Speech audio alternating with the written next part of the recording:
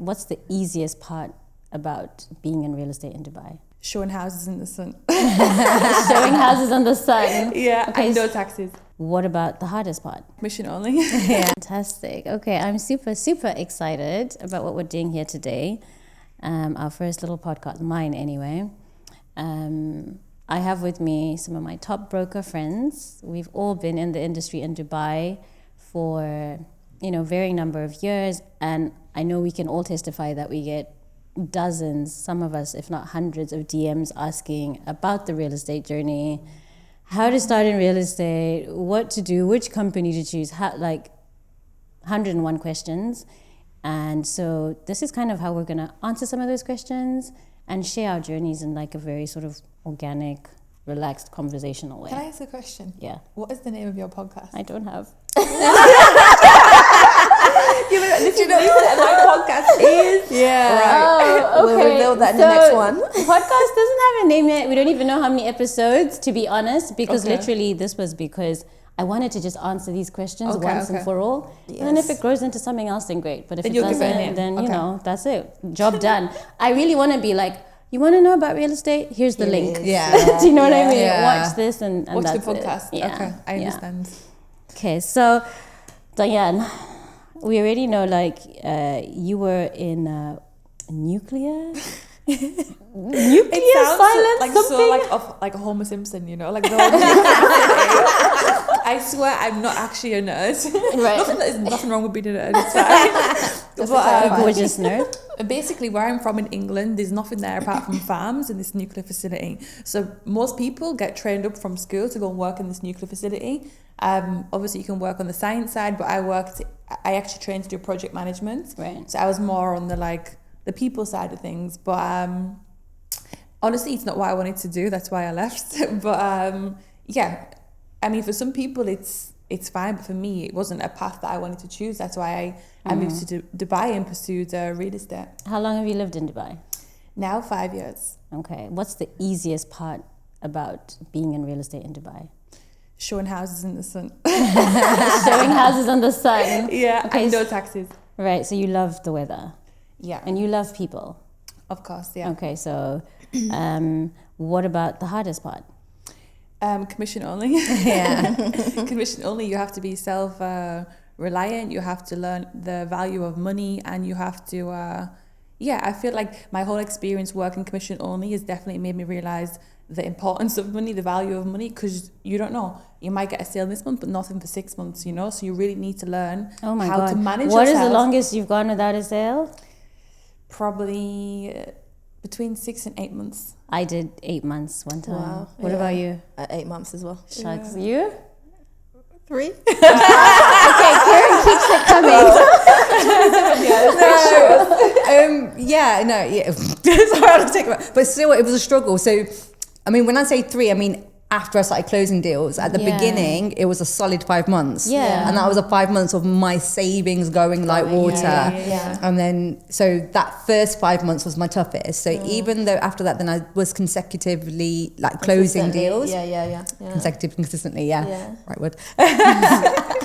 But I still in the back of my head was very much like, what if I don't close the deal tomorrow? I don't know when my next deal is coming. Yeah. So even though I had money in the bank, I very much was living like I didn't. Yeah. Because I remember how stressful it felt, like how am I going to pay my rent? So. Yeah. And that's a key thing, right? Because the question is always like, oh, how long is it going to take me to close a deal? Yeah. I cannot tell you that. Like, there is no answer that fits everyone. But also in off plan, you could close the deal, but it doesn't mean you're going to get paid you tomorrow. will, Like you with did. secondary. So it could Exactly. take another 7 months. One of my deals took 7 months to pay out. Wow. I've was had a crazy. mortgage deal take 6 months. Wow. And so we hopefully will find time to go into some of those details, the differences between off-plan and secondary.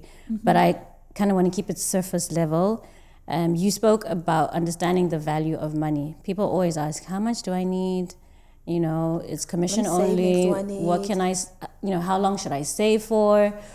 Who wants to answer that question? I don't think there's a certain amount. I think people do say, look, have about, this is pounds, if you're coming from the UK, have about 3,000 to 5,000 More plus than that. 10,000, For how long? How long is that going to I last me? think that depends. So it's very difficult to answer because again, you could do 3 months or you could do 8 months or you could, some people go a year and there's nothing that's come through, you know, and you're thinking about housing expenses and travel and transport and there isn't a fixed amount, just come with savings. I Start would with say savings. 6 months, 6 for months. living expenses, but that living expenses is different for every person, right? Yeah, if you're exactly. coming from whichever country, you're used to a certain amount you're expending. So like, I think, yes, 6 months at least is what you should have in your savings. Okay, and then go online, look at the types of places you like to live. I would also recommend speak to someone who lives here. Yes. Do you know what I mean? Yeah. Find out where you should live. I know I spent a lot of money initially when I came, living in all the wrong Rentals. places, Yeah. paying a lot more than I Money, should have yes, been paying. absolutely. You know, just running through, like you said, your savings is going like water, Yeah. and that was just pure ignorance. I think from my point of view as well, like when I first came over, I did go to a very big company when I started, and they gave us like a budget plan and like this is how much everything's going to Amazing. cost. That's Yeah. useful. No, but it was so not right. Oh, really? The way they like, you know, car rental, your food, your travel, your this. Expenses. Don't But forget it was every very, weekend. they were very much like 7 grand would last you 3 months. I'm like, hell no. I came That's with, not true. I came with 20 grand and that Going. went very quickly because they didn't put down like the deposits you have to pay for things. costs. Yeah. The cost upfront of travel, taxis, Yeah. viewing. Yeah. Like, But clothes as well. Internet, your Maybe. phone. Yeah. The phone. And the thing is as well, what they phone, don't tell you The is laptops. yeah, and it's a cost. When I was researching online, I'm looking at like long-term rentals. I didn't know I can't sign Upfront, up without yeah, a visa. exactly. Like, so you got to do Airbnb You or gotta do hotel. Airbnb, So yeah, and that's a different cost as well. That's one thing you have to consider if you're moving here in high season, like say October to December, and you're staying short term, you're going to get hammered on the Yes. rent. So if you're going to move to the country, at least come in like January or something, or that February, is you know. very come in the useful. summer. Yeah. Such Come a in the good point. summer. Like, I think the Yeah. question that I get asked quite a lot as well, I've actually received it recently, is when is the best time to move to Dubai? Yeah. And I think coming in the summer is the best time again, just to Yeah. avoid these extra steep costs, especially if you're doing like short-term rentals. yeah. 100%. So summertime is a good time if you're thinking of moving over. But not only Right. that, at least you're coming at the hottest, Hottest time, so you time, can yeah. adjust real quick. Exactly. Acclimatize real quick. Yeah, because then it only gets better from then. Okay, so that's useful. Something people really, really need to always keep in mind is what's it called? The amount that you're going to spend based on your lifestyle choice, but also the time that you move. Better to move in the summer. I also want because- to add to that in terms Yeah. of what you said about lifestyle choices. I think people need to adjust Yeah. to their lifestyle. So when you come to Dubai, you can very easily get distracted and get caught up in the lifestyle, you Yeah. know. So I think 100%. as well as a financial adjustment for the first few months to a year until you get adjusted, there's a lot of lifestyle adjustments as well as finances that need to happen. Yeah, People yeah. need to consider. Shift your focus, right? Yeah. Exactly. Okay, fantastic. So there was something else that I was gonna. Anyway, it'll come back to me. What has been your lowest point? I just feel like I'm firing all the tough questions at Diane. It's okay. Tell me. The lowest point, this is a personal one because I lost my mother while I was in Dubai. So that was my all-time lowest point in Dubai. But yeah, it's one of those things that like things in life happen, and as awful and traumatic as it is, you have to still get up every day and show up and keep going forward because Oh my god. yeah, I mean, honestly, it's still a sensitive subject, but yeah, I mean, this is life. It's a roller coaster. You never know what's around the corner. So I think an important lesson is to appreciate everything that you have every day that you wake up, because you don't know what's around the corner, you know? So I know sometimes I was speaking to Bridget today, like sometimes we stress so much about like, we want to have this or I've not got that. But actually like just having this moment of like having the people you love around you, like being healthy, having food, somewhere to sleep. We already have everything. But like as humans, we always try and get so much more, you know? So I think really living the present moment and appreciating life and what you have now is very important. Thank you for Sorry, sharing that was that. so deep, Diane. but that was most, it wasn't about money, it's about losing someone I loved, you know? Yeah. Oh boy. Sorry. The whole energy shifted then. No, you know what? Because it's real life though. It's real life, and real life happens. And I want to just say that in real estate, real life happens, And you have and to keep unfortunately moving. it feels like the world, the office, your colleagues, your manager, everyone just keeps moving. Yeah. You work for yourself Yeah. in that company, and sometimes you're literally the only person you have. Yeah. People around you, your colleagues, like I said, your manager, your boss can want to support you, but at the end of the day, if you're not going to get back up and keep running, then that's the end of your business. Yeah. You know? Yeah, and that's really important, it's it being a true. business. And I can relate to you. I lost my grandparent while I was here, the first year of me being in real estate. And all I could think about is put everything down and go back home. And my mom called me and said, stay, you're not going anywhere, you moved there for a reason. And you literally have to feel what you feel and do it anyway. And you just get up and keep moving. And it's just, I think people look at real estate externally and think, oh my God, it's this amazing, thing. And it is, don't get me wrong, it can be a very rewarding job, but there's a lot of tough things that you go through, and you have to just pick yourself up and keep going. You make a lot of sacrifices for sure to be successful. But that's like one of the things with when family stuff from back home happens. I know this happened with me, similar situations, and I felt guilty. I felt so guilty. For not being there. I felt guilty for missing out on my nieces and nephews growing up because they were babies when I left. I felt guilty for not being there when there was deaths or whatever. But like you said, this is our job. It's like you're self-employed. This is your business. If you're not here doing it, no one's doing it for you. Like in the UK, when you're doing your 9 till 5, someone covers you when you're on sick leave or holiday or whatever. Yeah, it don't happen here. Like someone's going to steal your deal, mate, if you're not here. So, yeah, exactly. So yeah, it's a lot of sacrifices. You know, while we're on emotional topics, how crazy is the emotional roller coaster of doing a deal? I don't think anyone understands that enough. Especially when you're a woman. At least we're all bipolar.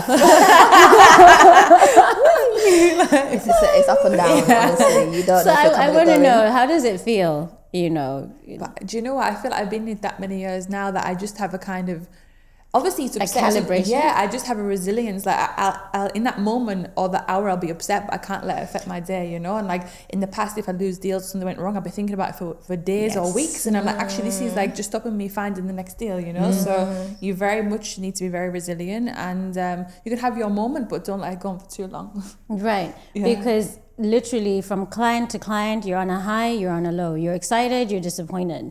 You are, 100% sure it's going through, and then you're just like, what the hell just happened? You know what I mean? Honestly. And so finding your center, and I feel like that's different for That's the everyone right word, else, center, is so important.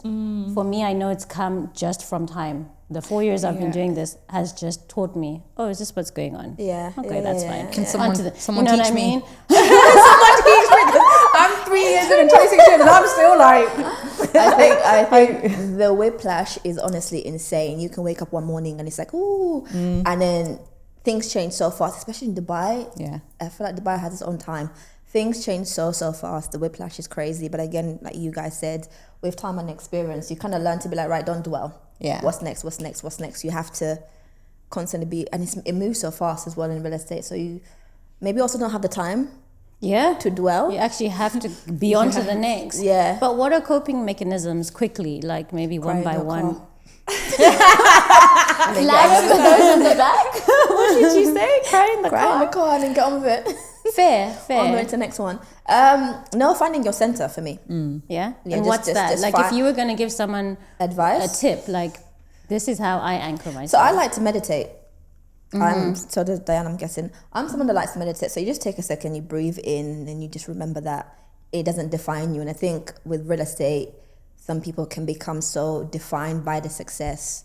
It's okay. Everyone feels great when it's you're winning, you're on a high, you feel confident, Whether you're going this way, whether you're winning or you're losing, you need to be able to learn your value and find your center. It's a normal day. Don't get attached to deals. Don't get attached to the success. Don't get attached to the wealth, the money, the losses, the mishaps. Just find your center, Yeah. Take a moment to realize who you are without it. That's just what I do, And you never had it anyway in the first place. Can't take it to the yeah. grave, but we work a whole life for these material things and for wealth, and we go to the grave empty-handed. So what would you say is your de-stress technique? I have a few things. I definitely think exercise helps release stress. Also meditation, what Bridget said, that really helps you to have more of a peaceful mindset, to be in control of your emotions. What else? Journaling. I love to write in my journal. Anything that's in my head, I need to get it out. I just write it on paper. It's gone, you know. Amazing. Honestly, journaling is like a lifesaver. Okay, Karen. I think mine's is a bit similar to meditating, but it's prayer because, and I'm for me, like I think we're very similar when it comes to prayer. Yeah. But like for me, whenever I've had a tough time and I just can't pull myself through it, I'm like very much like I need to pray. I need to go to the temple. I need to like, you know, be in a spiritual place to be able to center myself again. I mean, obviously we all know that we're going to have our highs and lows. We've been doing this all a long time. So a lot of it, I'm like, okay, well, I need to move on to the next person because I can't show them my upset self. I've got to give them 100% of me. So that a bit of me as well, like keep going. But a lot of the time, I promise you, I have a day out, I do my little crying, I do my little sad time, then I go pray and then pick myself back up like, right, let's go, we're ready again. So it's what works for you. My affirmation is if it was for you, it would have been for you. Yeah. You say it, you make peace with it, and you move on. Like you can spend months working with a client, honestly, 6 months to 8 months. That's the bit. And I've experienced this. I've spent over maybe a year working with a client. Honestly, I put so much everything into it, and they just kind of and you just didn't see that coming. It's that bit for me. It's not so much losing the deal and losing the money. It's the time, it's the effort you put in. You went out your way. Yeah, it's just that's the bit. You feel blindsided a little bit, don't you? Yeah. It's like I put on this. You know, I thought we were getting somewhere. Yeah, it's kind of like being in a relationship with real estate. Exactly. So I was gonna say, guys, maybe I'll ask Diane this question and Bridget this question, right? But then I have to go. I'm so sorry. No, that's fine. Short, sweet. How do you identify a time waster?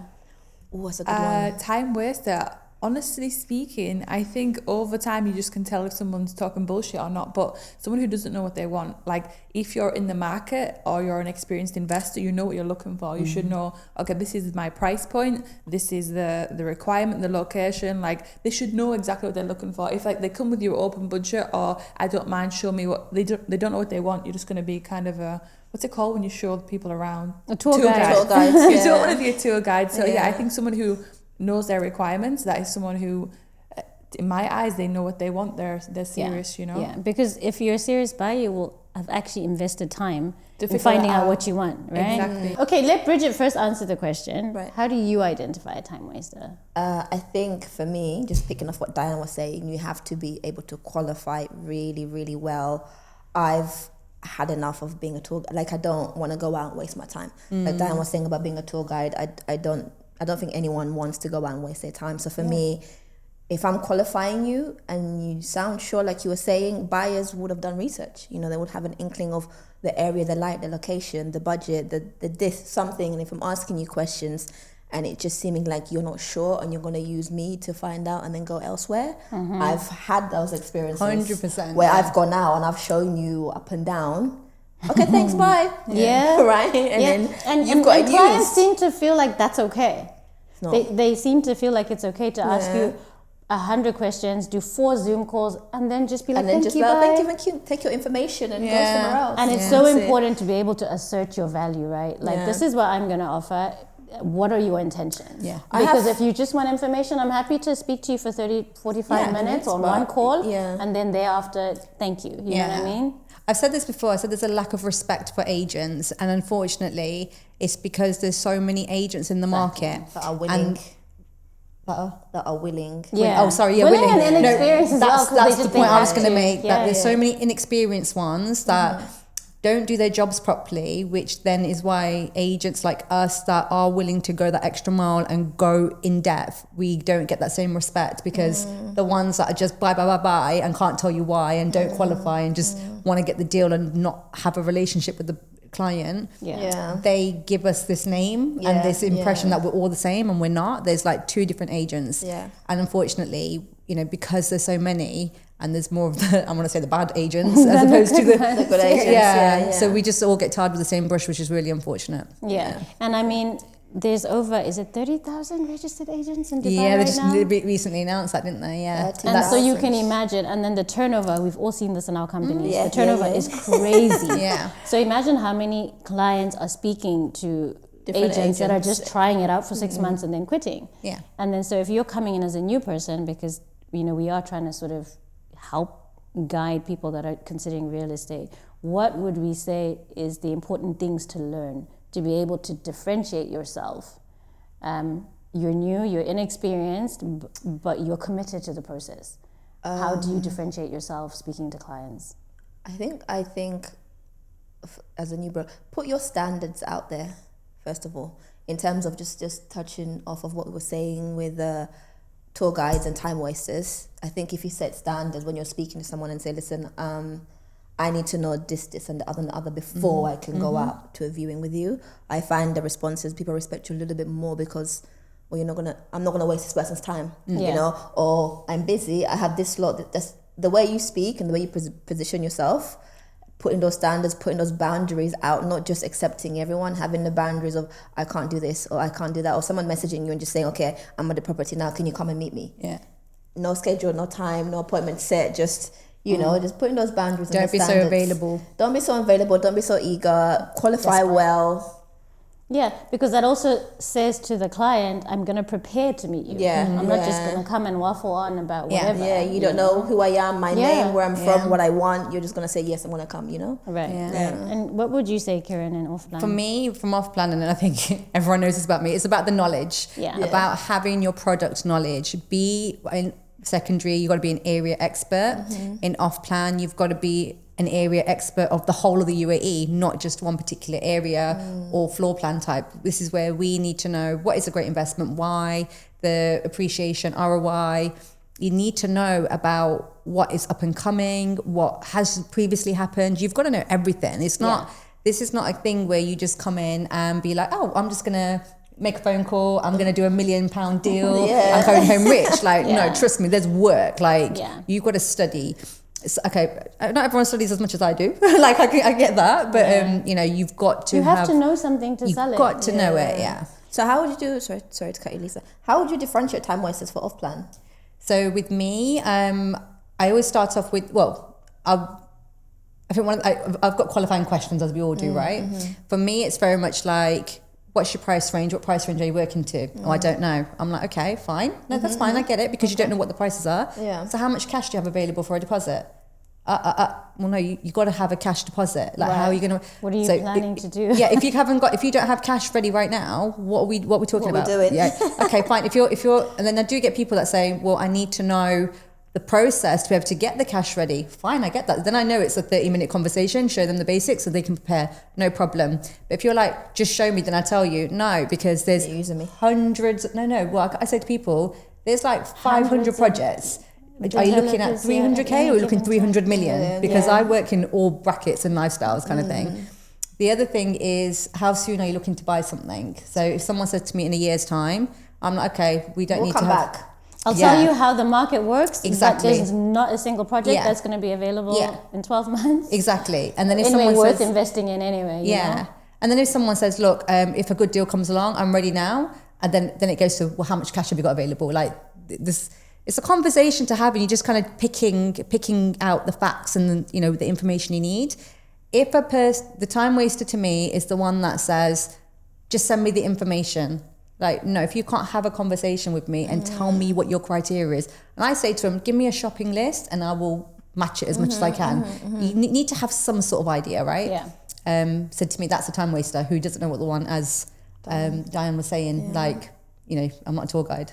Right. So we're going to try and narrow in off-plan versus secondary. So if you're coming into Dubai real estate, yes, you can do both, but it's not advisable, especially when you're starting out, because you don't want to be a jack of all trades and a master of none. Right? Yes. Off-plan and secondary are very different. You're selling property, but one's on a brochure, it's under construction for the next few years. The payment structure is different. There's so many differences. And I'll ask Kieran to just go through those. Okay. Like, just try summarize what is off-plan. Okay. And then, Bridget, can you tell us about secondary, because you're a specialist. Right. And while you talk about off-plan, also, educate people on how to decide what to sell, because you mentioned earlier you have to know the whole of the UAE, but could someone possibly maybe just focus on Dubai? Yeah. What sort of structure do they need to learn something so so that by the time they're picking up the phone, they're confident enough Sure. to sound educated. And then obviously, Bridget, you'll tell us about specializing and all of that. So with off-plan, in a nutshell, so off-plan is where you have pre-constructed properties. You usually start with a 24% down payment, and then you have an interest-free payment plan during the construction period of like 2 to 4 years, sometimes a little bit more, but let's just say 2 to 4 years on average. And it's just like pure cash payments, and you're paying directly to the developer, no one else involved, just you and the developer, and then you as an agent are just guiding your buyer. So that's off-plan in a nutshell.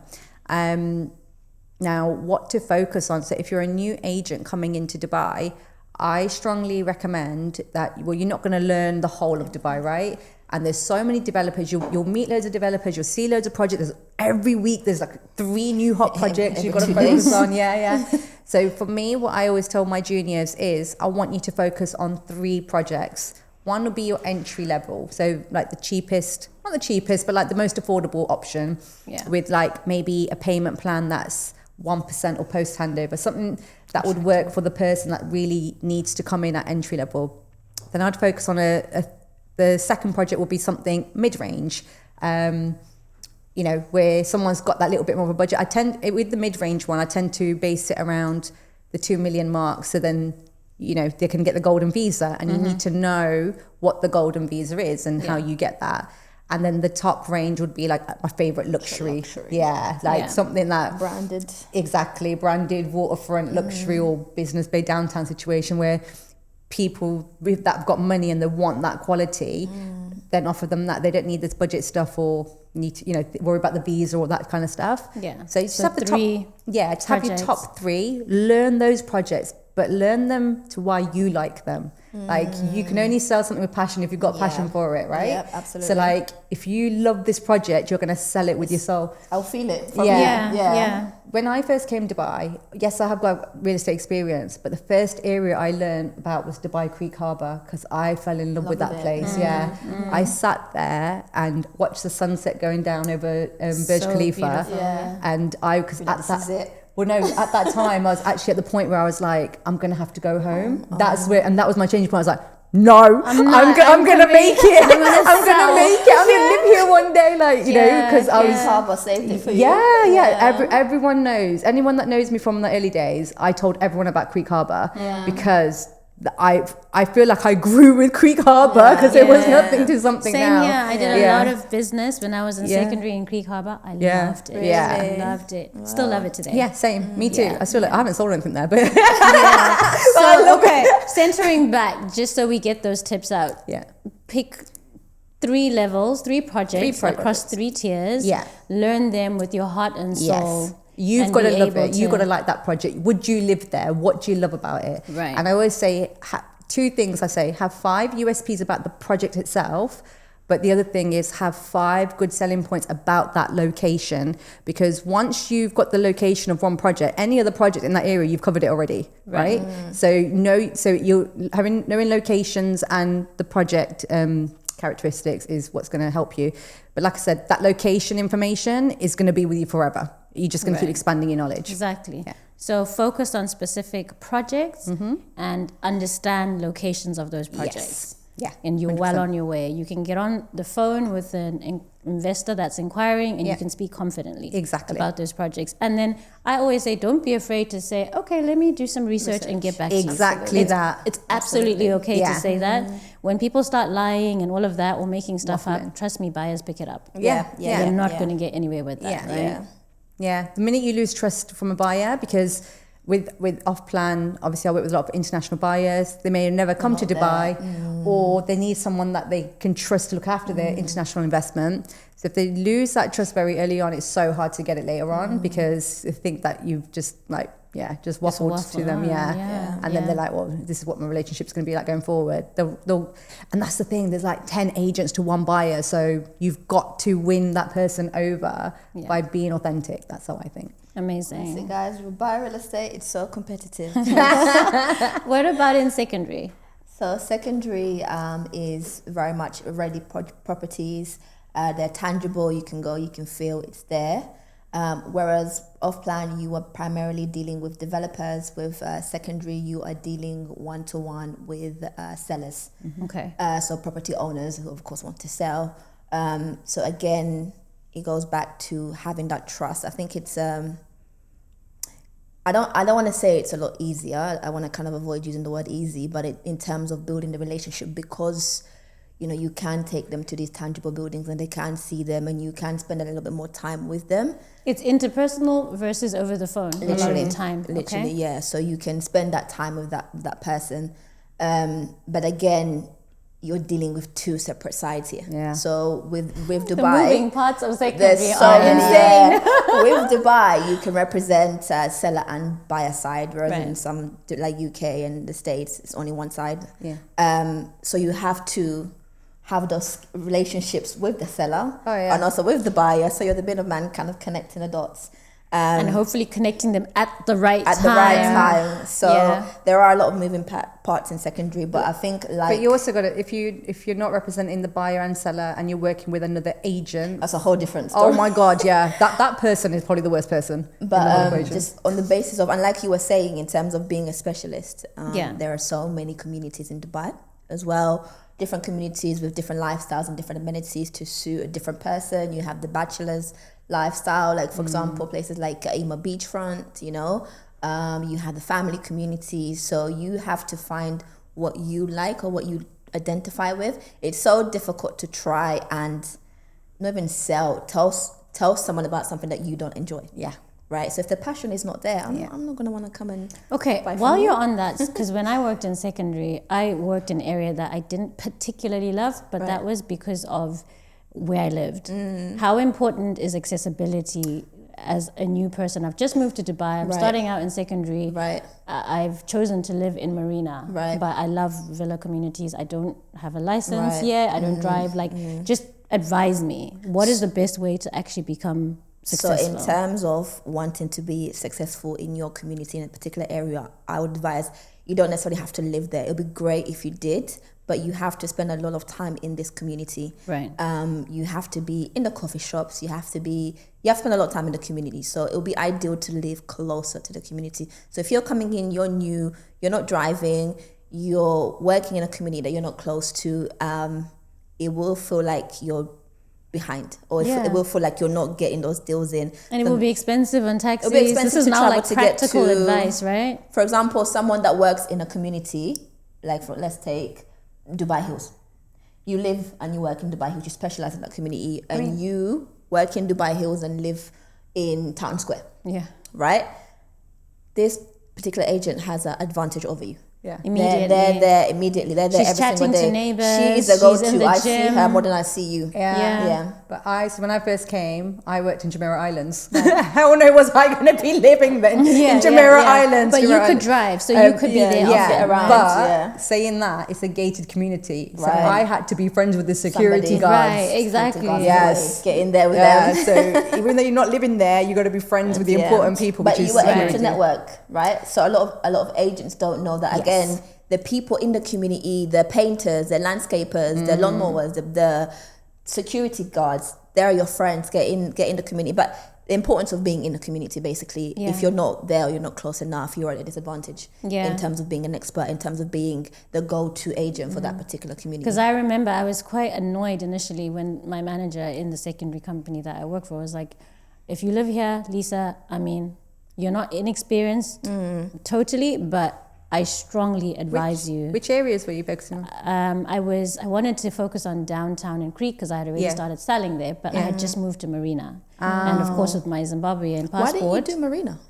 I was forced to. I did. I have a Zimbabwean passport, driver's license, can't convert it like some other nationalities. So those are things people need to check out as well. Yeah. I had to actually get the UAE license, a whole nother process.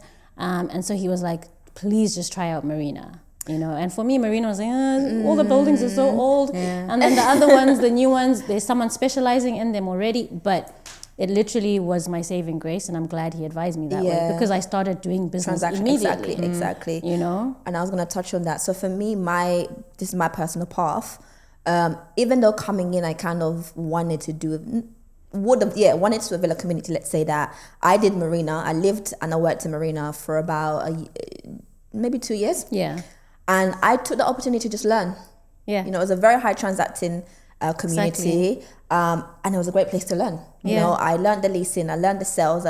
There's so many buildings, and it was a great place to learn, connect. I was going to say, I think Marina is a good place to start because you have the bottom to the top, you have the luxury, you have the basic as well, and then the old and the new, and it's actually a really, really good place to start. And you develop all the soft skills. The clients come in, buyer, seller, sitting at your desk, and you know they haven't agreed on the price, and you're trying to negotiate. I was so grateful that I learned that on the smaller deals in the older Marina buildings that I wasn't so excited about, and I developed those soft skills, started understanding what happens at transfer, what happens wherever, rather than maybe doing that with a villa transaction and doing something. I think a lot of people do come in and they want to do the shiny stuff, and there's nothing wrong with that, you know. Go ahead, go ahead, aim high, but at the same time you need that preparation, like you were saying. You need somewhere to learn, you know, a platform to grow and somewhere to learn, especially if you're coming in and you're not in the right company. That's something that we need to touch on. If you're not in the right company that supports you and you're just figuring it out, and again, going back to what we said very, very early on about being a business, you're going to fail. You're going to fail. And I don't want to fail. Or you're going to struggle and it'll be very costly. Exactly. And I don't want to lose a 20 million dirham deal over a 2 million dirham deal. You know, don't want to lose any deal altogether, but you're going to fail. So, you know, just pick your places. Picking companies. Because my goodness, they are hiring. There's so many people moving across. They arrive, they're in a company for 3 months. It's just terrible. And they don't even know what they're looking for, right? And that was, to be honest, my journey. The first company that I didn't even know what I didn't know. You're just sitting in an office, like you actually don't know. And then the second company was a bit better. It was like easy to sell because we had stock. You know, secondary stock. But even then, I learned everything myself. You know, you learn on the job. If we're trying to, you know, help people understand, how do I choose a company? What sort of questions should I ask when I'm having that interview? Yes, the company is interviewing you, but you need to interview them as well and understand what they're offering. So what would you guys say in secondary and offline, like, how do you pick a company? I mean, I've worked at 5 different companies. So, and I think every time I changed company, I learned better what I personally wanted. So I think it's you as a person. Like I said, I come with a lot of experience. So when I came to Dubai, I came expecting that whole corporate lifestyle I was used to in the UK. And my experience counting for something, neither. Say that louder. Neither matters. Your experience doesn't count for anything because the market here is so different from anywhere else in the world. So when I first came in, and I was very frustrated. I mean, plus I was given a really good area to work in, which is Jumeirah Islands. I was very flattered I got such a luxury villa community. But then I was also frustrated that why am I doing leasing when I come from a sales background and there's people that got less experience than me in sales. And I suppose I thought, okay, I'll just do just go through the motion. Then after a couple of weeks, this will happen, that happened. And I soon realized that's not how it works. It literally is. It's not about how hard you work. It's about the numbers on the board. It doesn't matter what your personality is. It doesn't matter how much experience you got. It doesn't matter how good looking you are. None of that. How much social media you do. It's how many deals are you doing every day, every week, and what's the numbers on the board. That is where people take notice of you. But even though so when I've changed companies, coming back to the thing, like I realized that as I started changing companies, so really when someone's coming in, one of the biggest questions I'd ask, yes, okay, you're coming in, you know nothing about Dubai real estate. One of my first questions is, what are my targets? What am I expected to achieve on a weekly, daily basis? You got to know that. And if someone can't tell you what your target is in the interview, then this is not a company that's organized. And then if you don't know what you walk in, like say one company has a target of like 10 million dirhams a month and another company has a target of 5 million dirhams a month, you might be better with the 5 million because you're new, right? Or you might be someone that wants to be pushed to your limits and go for the 10. And then the second big thing is training. So before you go into training on targets, it's also important for them to tell you how you're going to achieve that. yeah, You know, because when I was in this That's- very well established secondary company, even where we work now, right? Our company, they'll tell you, you need to make XYZ calls a day. Yeah. We will provide you the data. There has to be a roadmap. yeah. Sorry, 10 million from where? Do you know what I mean? smiling because how many companies give you roadmaps as to how to get No, there but that's what I and mean. do That's that? where the training comes in as Exactly, well. So the yeah. next thing is Exactly. like, okay, so these are the targets that we need you to achieve, and we're going to give you this training. So what my question would be, what training do you give me to achieve those Yeah, targets? Yeah. And tools, right? Exactly. Yeah, and then then the next thing is the resources. So there's stuff, and then one thing I tell a lot of people that ask me when they're going for interviews and stuff, I always say to them, ask them, how much do you invest in marketing? Because then you know how many leads you're like, how many leads am I going to get on a daily basis? Fresh leads. There's so many things you can be asking, but for someone that's brand new, I would start off with saying, what's my expectations, what am I expected to achieve? And how? What's my training and the ongoing support. Whether they do what they say in the interview is another story. But if someone's confident enough to respond, like I've done interviews, so some people will waffle and wash over it and not give you a straight answer and change the conversation. And some people will give you, we've got a whole training team, you're going to be in academy for 2 weeks. That's the people you want to kind of focus on because you're new to this, right? And you need so that can you guidance. just maybe expand on that? What is the right answer from an interviewer? What should I expect to hear? Yeah. So if I was to say, okay, what's my target? Okay, say 5 million dirhams a month. Okay, great. What training do I get? Oh, you'll get 2 weeks worth of training. So the companies that did give me training, it was a mixture of off-plan and secondary. I personally don't think that's great because they're two very different things, and one takes over than the other, and you learn. Well, anyway, that's the whole new conversation. But then my next question would be like, okay, so say where we work, it's purely off plan.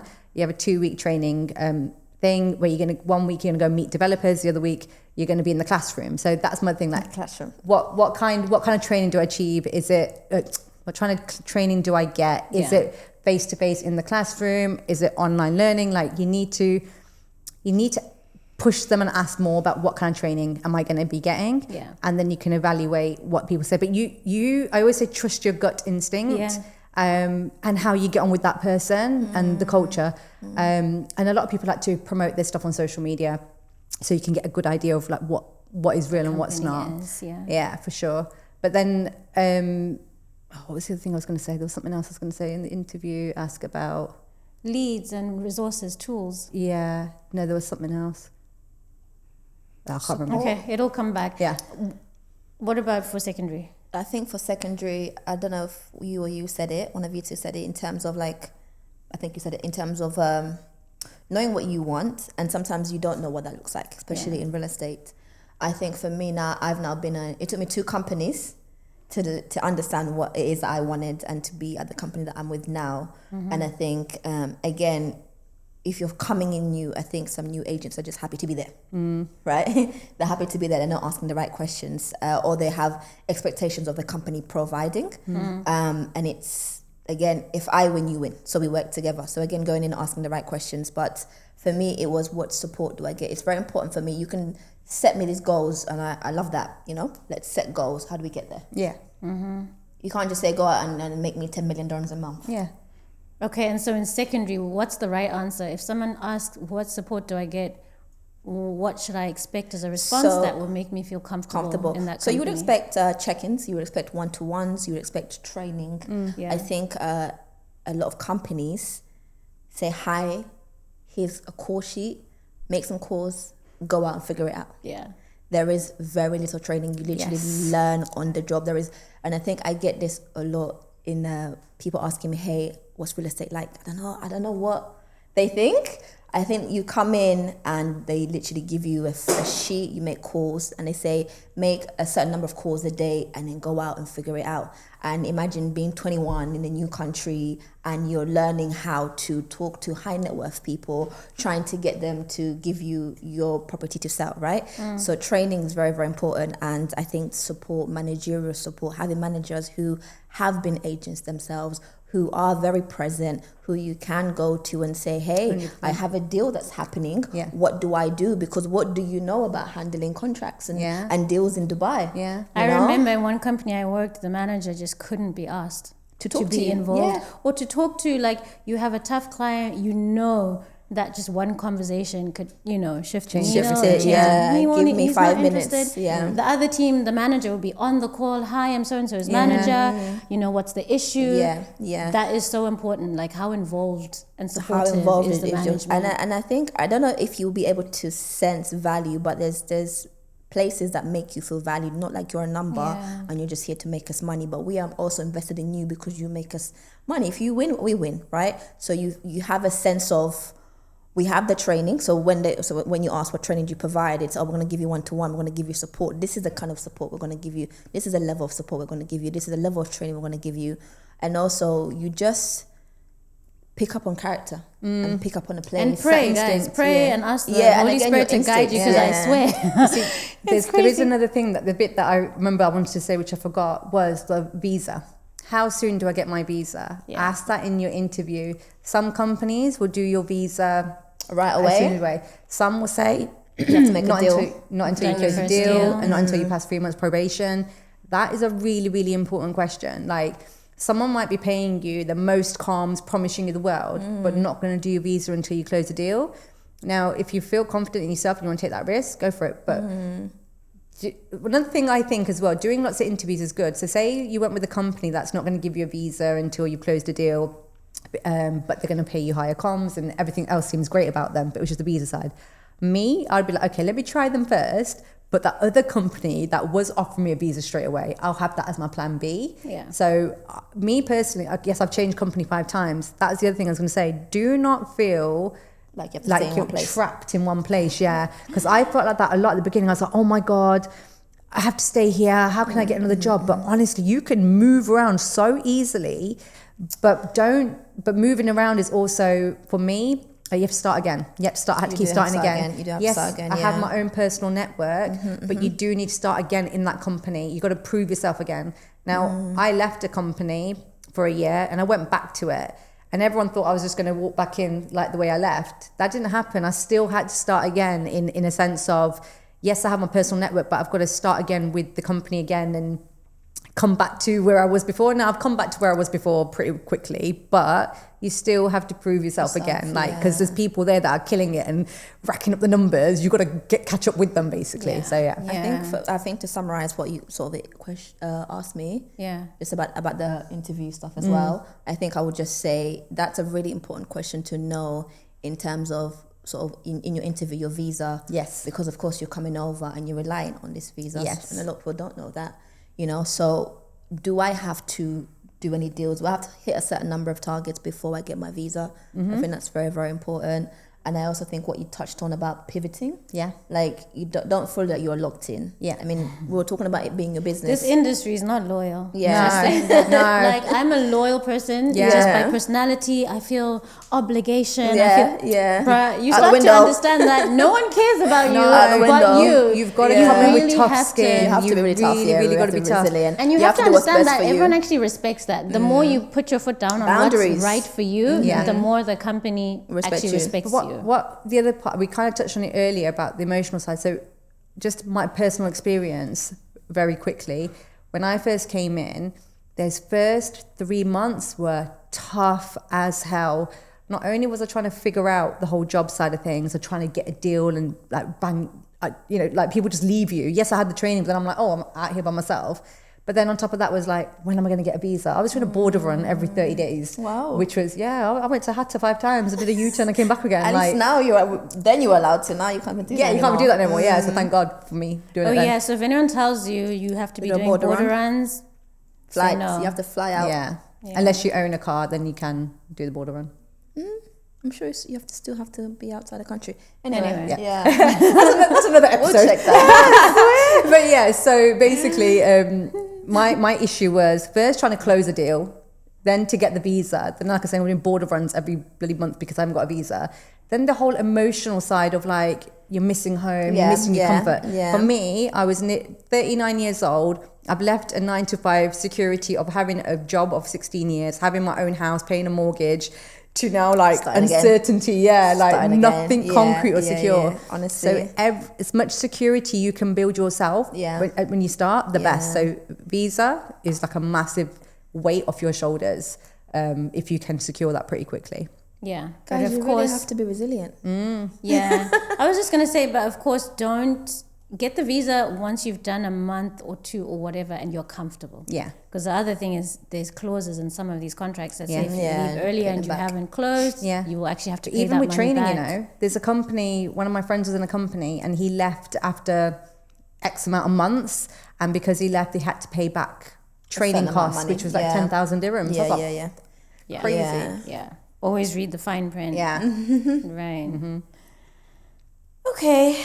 Lastly, I mean, because it's three women here. What do you think it means to be a woman in real estate? What are some of the things to look out for? What are some of the advantages? So can I speak on secondary market? Yeah. Because as a woman in Dubai, it can be tough, especially in real estate for different reasons. So time wasters. So you have, especially, so if you're a woman and you're speaking with a seller, because you have to do with sellers, they may respond to you more than men because you're a woman, you're attractive, they want to spend more time with you. Now, they'll say to you, yes, I want to do a visit with you. You know, I want to see a few viewings. We've seen a few viewings and I want to, so that you have to see if the interest is genuine because they will waste a lot of time. And how do you see if the interest is genuine? Again, going back to qualifying, I mean, after the first visit, you can have a conversation with someone and see, they'll say, oh, I want to buy, let's go to dinner and talk, let's go to coffee. You know, they will spend a lot of time wasting your time. Any tips for boundaries on that? Do you go for dinners to discuss? No, I don't What do do you dinners. do? What are your do's and We'll do don'ts? coffees. Okay, good. We'll do coffees or lunch. Right. That's it. We don't do dinners. Yeah. We're not available. Everything's digital now. If we need to sign something, we can do it online. We don't need to do face-to-face, right? Yeah. But I think for women, there are a lot of time wasters, so you have to look out for that. You know, I mean, people respond to you more. Some sellers, especially if they're male, they do respond to you more, and the females tend to resonate with you. I think they feel a bit more softer because they're dealing with a woman. But again, so the time wasters can be males, so that's something you need to look out for. For sure. Don't know about off plan. See, I mean, it's the same situation really, because that's just the whole like personality trait, and I think women are more maternal and nurturing, a bit more kindly, But what you've just said, now that's how I see it from a business point of view. Just because we're female, we're a bit warmer and softer. What I don't like is when your colleagues would say, oh, it's because you're a girl. Because you're a girl. That's why it's easy for you. That's why because you're a girl and, you know, you just saw your profile picture, whatever. That frustrates me. Being a woman in this industry where I don't get the credit or recognition I deserve for my hard work because I'm a girl, that's annoying. That as hell. Like you don't get the same respect. And there is the other side as well, where even sometimes speaking to clients, You they have just to prove assume you yourself know less more. because you're a woman. That's a you kinda cultural have thing. You really have to assert yourself a little bit more than a man would as well. So it works both ways. Yeah. And I think going back to you saying it's a cultural thing, especially in this UAE, or you know, being a woman, you do have to present twice more. Yeah. You know, as a man, they just won't question you as much. Because you're a man. So it's difficult in that aspect as well. It's not even just with clients. So I'm saying like colleagues or other external agents, like they will talk to you or treat you a certain way because they think you're a woman and you're not. Basically, I'm very professional. I try and be professional as much as I can at work and not like no. But I think I'm more of myself 24/7. Yeah. But I just put on a bit more professionalism when I'm working with clients or developers or whatnot. And I think people mistake my kindness for a weakness, and they think they can kind of brush me off or fob me off, and then I'm like, no, actually deal with this now. And then when I put my foot down and I start barking, then it's a whole other story, right? It's And having Kieran's to be bark that. is very scary. But having to have that extra level of assertiveness just because you're a woman and you need to be taken seriously, you know. But I do also see a lot of successful women in real estate. Oh yeah, A lot, 100%, a lot. 100%. And it's very rewarding, like you said earlier. The money's great. I think it gives you so much freedom. Absolutely. Do you know what I mean? Yeah. I think you own your time, you're flexible. Yeah. And probably as the last question, I want you guys to kind of close with a statement, where you say, choose off plan if, I don't know, is it a personality thing? Is it I like to work on the phone? I'm not an interpersonal. What are the advantages of choosing off plan, and who's the kind of person that you would advise to choose off plan? And then you can do the same for secondary. Like, I would advise you to choose secondary if X, Y, Z. That kind of, you like viewings, you like meeting people in person. I don't know, you like speaking to people. Just summarizing what the industry is like and what it's been for you, and the strengths you found, within yourself doing off plan versus secondary. Okay. Yeah. Okay. So if you were a new agent coming in, and why I would recommend off plan is because for me, one, I like the fact that I deal just with a developer and there's no other moving parts. It's me, the client, and the developer, as opposed to secondary, which I have done as well. And there's too many other people involved, and the control's gone basically because it's all in different people's hands. I'd also choose off plan if you like to learn about a lot of different projects area, have a broader knowledge base of the whole of the UAE as opposed to just to one area. And for me, I think because I come from an off-plan background, like all my life, I like to see things from being a vision to being reality. Like I love the development of like a new project, a new area, a new property. I'm very much about that. And then for the actual client base, a lot of the clients are international. They are coming in from other countries. So you've got to be good, like building a relationship on the phone, on a Zoom call. Right. It's not so much face-to-face. I'm blessed that we do road shows, so I get to go and meet people face to face in their home countries, cities, whatever it might be. But a lot of the time it is sitting at your desk, and you need to have the conversation skills and be persistent, because it's harder to get them to commit to a phone call or video call. So you've got to be persistent in following up with people as well. How many people would you say you call or speak to in a day, or try and reach in a day? So to have a productive day, it's like definitely 100 phone calls in a day, especially when I first started. Yeah. I think because I'm more experienced now, I don't need to make 100 calls a day. I'm quite blessed in that clients contact me It's half and half now. So I'm more like... And you get referrals and exactly you build your pipeline exactly that. Way. So but that doesn't come easily, which is what people need to understand. I've been here 3 years now, and that was the first 2 years was solid grafting, ringing 100 calls every day, no days off, no sleeping, working in every market, to now with US hours at our company are wonderful. Yeah. What time do we work? Like, is it 6 to 4 a.m. to 5 a.m.? Recently I was working from 8 p.m. to 8 a.m. Yeah. Because I was matching up with East Coast and West Coast. So because I was traveling out there, but you have to put in the work to get the results. Yeah. High risk, high rewards. Absolutely. And it is what it is. But with going back to the whole, yes, I've worked hard for 2 years, and this last year I've started to see people coming to me of all those relationships and see. I've got 2 clients in Dubai who I met in 2023 on a roadshow, and I've stayed in touch with them, and they're now here buying properties. I've got another guy who I met last year, and every couple of months I was like, hey, how are you? He's rang me, Kiran, I'm ready to finalize. I'm like, great, because I'm coming to Dubai for a month. We're buying 2 properties, one ready now and one off plan. I'm like, oh yeah, let's go. So off plan is also a long-term thing, right? Oh, it's not the transaction, it's the sale relationship happening, in a month or there and then. Yeah. So choose off plan if you are willing to grow those relationships. Yeah, it works both ways. You'll have some people that want to buy straight away, and some people you've got to build that relationship in because they're new to the market and they need to learn and get their money in order. Yeah. And like I said, they're international. So again, summarize, off plan is good if you want to cover the whole of the UAE, want to deal with new properties and like new fancy, shiny, brand new stuff. Be good at building relationships over the phone and maintaining them long term. That's how I would summarize off plan. Very good, amazing. Thank you. I think secondary, it's pretty similar in terms of it's easier to build relationships and have those connections. I think you reach I think relationship building, which is why I particularly chose secondary, is the relationship building, the people you network with and the people that you learn, and the people that you meet. I think it's going out on viewings. Again, you're working with buyers and sellers, so you're meeting far more people.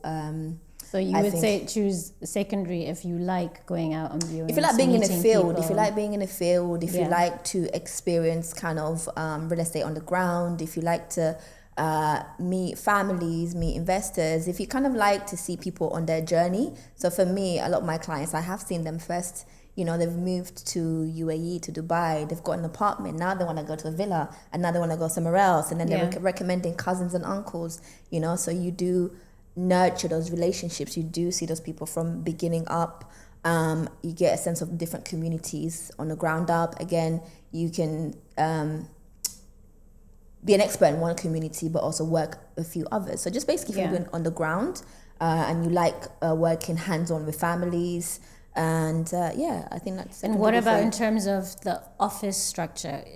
And what sort of person should I be flexibility. for secondary? If you're new coming in, you're going to have to spend a lot of time on the office again, making calls and building up your pipeline, meaning your leads, whether that be buyers, whether that be sellers, to get your listing. So first few months you will be in the office, but it is pretty flexible from there onwards. You can kind of move around at your own time. But again, I don't want to give the impression that you're not working, because you have to be putting in Monday to Sunday, 24/7 hours to get it done. How many calls are we talking when we're starting out? And listings are everything. Listings are absolutely everything. In Listings secondary, is where your leads. if you're not listing, you don't exist, right? So Exactly. can you walk us through what exactly that looks so like? being visible online in terms of your listings, which you get from, of course, making connections with sellers, you know. So that means you're in the office making calls. Again, we say 100 plus a day, you know, so you're on those phones. I mean, over time you get to a point where I have now clients who come to me and say, hey, I rented out last year, can you resell for me and flip it and do God knows what else? Because you've built those relationships, they come to you, you're their point of contact. But for the first few months, you would have to be on the phone making those connections. But the great thing about sort of secondary is that I can call you and say, hey, let's meet up for a coffee. So it's easier to see you face to face and have those relationship buildings. Whereas off plan, I think you kind of have to nurture a little while before we can then have a face to face. And I think one of the big differences as well in terms of the warmth of the reception on the calls, secondary, I'm like, God help you. No, I'm joking. I'm joking. But secondary can be a bit cold because maybe they've spoken to a lot of brokers. Agents, And so maybe in another episode, you walk us through the best way to engage sellers. Exactly, With off-plan, most of the time, they're expecting to hear from you because they have inquired about something somewhere or the other, depending how warm the leads are and how many times they've been rinsed through, right? But both ways, you have to be someone willing to speak to people. If you're not willing to speak to people, it's the wrong market for you. It's the wrong job. But it's great. It builds your confidence. It builds your resilience. Like the language. You've got to be able to take rejection. When you're on that phone, stop ringing me. But that's the thing about secondary. You have off-plan. Sorry. Off-plan. Yeah, you do. Why are you ringing me? You registered. Lots of rejection. But again, as you both said, they've registered or they've inquired, you know, so they're expecting your call. They could have registered a year ago or but two. at the same time, they registered 10 minutes ago and they're like, no. Why are you calling me? Yeah, I didn't register, but I just got your details. It weren't me. Yeah. I mean, there's so much madness. Girls, thank you so much for spending time talking about this. No We worries. might do Thanks this for again. Hopefully we answered all your questions. Yeah. and Let's all, see, right? Let's see from the responses. But yeah, hopefully people have a better idea of what it's like being in the industry, and people will ask questions, and we just might come back and do another one. Absolutely. I'd love to come back to Lisa's podcast. We'll get